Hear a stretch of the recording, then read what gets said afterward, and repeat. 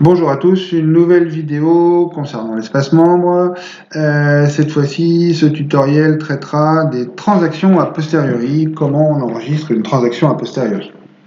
Donc il faut déjà aller sur transaction, bien sûr, ça c'est pas nouveau. Et ensuite, ajouter une transaction. Alors déjà, qu'est-ce que c'est une transaction a posteriori? C'est une transaction que l'on enregistre quand on a un chèque sous la main ou un mail, ou enfin les procédures que vous avez habituelles pour vous transmettre les transactions qui ont eu lieu, entre un offreur et un demandeur, toujours dans le cadre d'un service individuel, et où vous constatez que l'offreur n'a pas d'offre pour ce service et que le demandeur n'a pas non plus de demande. Alors, on va commencer par remplir les protagonistes. Donc, c'est toujours Super Nelly qui va rendre un service. L'accordeur, demandeur, et ben, ça va être toujours moi.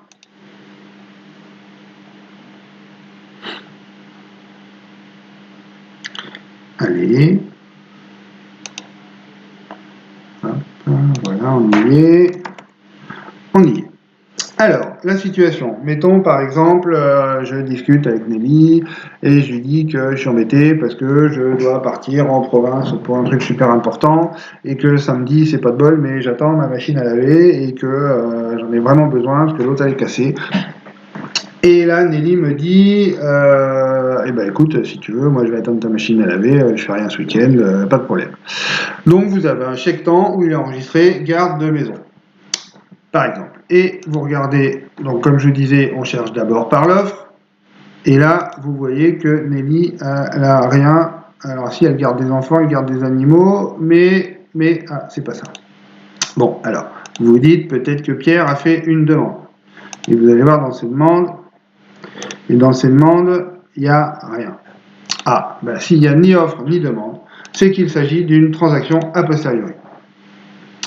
Donc, c'est une transaction a posteriori, c'est un service que normalement l'offreur ne propose pas, que le demandeur n'a pas eu le temps de renseigner en demande, puisque ça s'est fait comme ça un peu rapidement. Et donc, une transaction a posteriori, on va renseigner tout ce qui touche à la thématique de la transaction. Donc, on va d'abord commencer par renseigner la nature. Donc, la nature, là, c'est un service individuel, puisque c'est Nelly qui me rend service. La catégorie, ça va être dans maison, par exemple. Enfin, c'est pas par exemple, c'est dans maison. Et la sous-catégorie, ça va être recherche, visite, parce que quand vous regardez là-dessous, garde de maison sur place, visite de maison pendant votre absence, ouverture de maison pendant les vacances, ça correspond parfaitement. Et donc, vous renseignez, garde de maison, l'intitulé qui figurait sur le chèque. La date, on va dire que c'était la semaine dernière. Et comme le livreur il n'était pas à l'heure, j'ai fait un chèque de 3 heures à Nelly qui a dû attendre beaucoup qu'il arrive. Et puis pour lui payer son trajet aller et son trajet retour pour rentrer chez elle, vous enregistrez la transaction. Et voilà. Vous avez une transaction du 28 août, du 21 août qui concerne une garde de maison effectuée par Nelly pour le compte de Pierre qui a payé 3 heures. Tout simplement.